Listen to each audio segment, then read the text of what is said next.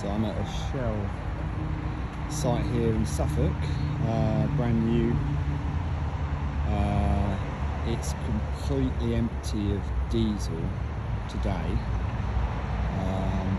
Apparently they've had delivery problems the last 3 days. So they were very good actually, and although they turned away most people, they can't quite run their tanks dry for various reasons, explosion I guess, vapors, but they were able to give me 50 litres, well I didn't buy 50 but they were offered me 50 litres today, but I was having lunch and I'm waiting at the moment just for the tanker.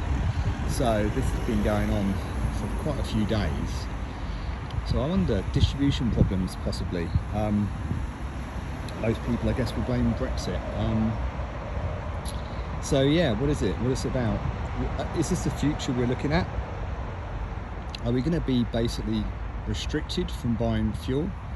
And it was interesting because I looked at the mileage on what I just did 234 miles on the diesel, about 200 miles, yeah, 234 miles, and you know, I'm putting in 30 litres I guess, put in maybe 40 litres.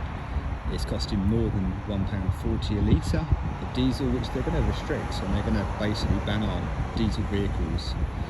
But I looked at the EVs, and you know, they're doing 200 miles, maybe 250, and you know, typical price maybe 40 to 100,000 for a typical EV. But the pence per kilowatt hour, it's interesting, it's currently about 17 pence at the lowest rate, so per kilowatt hour. And say a 40 kilowatt hour battery is what you get in, you know, some average EV, and we're getting 17 pence. Well, what they're going to do is increase the per pence mileage, I guess, or the kilowatt hours. So your 40 kilowatts, you know, let's say it costs you £7 for that, you know, to fill up essentially. They're going to bring up the price for EV charging from 17 pence to perhaps £1, and you're going to be at, you know, you put in £1.45 a litre of diesel, and let's say a litre gets you at most I don't know, 10 miles or whatever it gives you in terms of range. You're going to be paying a few pounds for electric to give you exactly the same. You're going to put in your 40 kilowatts, let's say 7, you know, equivalent pounds right now at 17 pence, but it's not going to cost you 7, it's going to cost you 70, because they're going to increase that price. And this is the subscription model. So, you know, I guess once the big switch happens and we're all over EVs and we're all basically driving EVs, the energy grid will collapse under that pressure, and they're going to have to tariff people. And the only way you can do that is similar to this today, is restrict people from buying their fuel. This is accidental, it's a supplier issue, but essentially it's restricted me for 3 days from purchasing any diesel from Shell. I could go somewhere else, but I generally buy Shell through the Shell app, and that's the reason I buy Shell. I get points and whatever. But they're going to tariff us with the EVs. So yeah, I mean, get used to 17 pence, you know, for now per kilowatt, but that's going to increase drastically over the years, and you know, we're going to have to become off-grid and generate our own energy if you don't want to pay that. And there's also a talk about banning the charging of electric vehicles at home.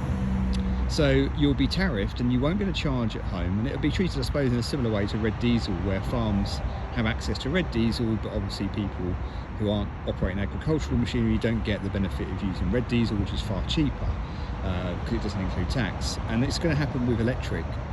You know, wherever you charge commercially is going to be charged at, you know, potentially £1 per kilowatt hour, and we're not going to improve the situation with efficiency much, and you're going to get a certain number of miles from that kilowatt. You know, you might get 20 miles, I don't know exactly, but it's going to cost you £1 and more later. So how are we going to deal with that with the energy grid, and will people better afford it because they're buying EVs on the assumption not just that they're environmentally better, but that they will have a reduced cost? But if that cost then increases, we're not going to have a reduced cost. It's going to cost us more money to run an EV. So to fill up your EV will now cost you £100, not 20 or 10 like it does now. So I'd be interested in your thoughts on that. So I'll just pop this on LinkedIn, and yeah, I'm going to wait for the tanker, which comes between 10 and 2.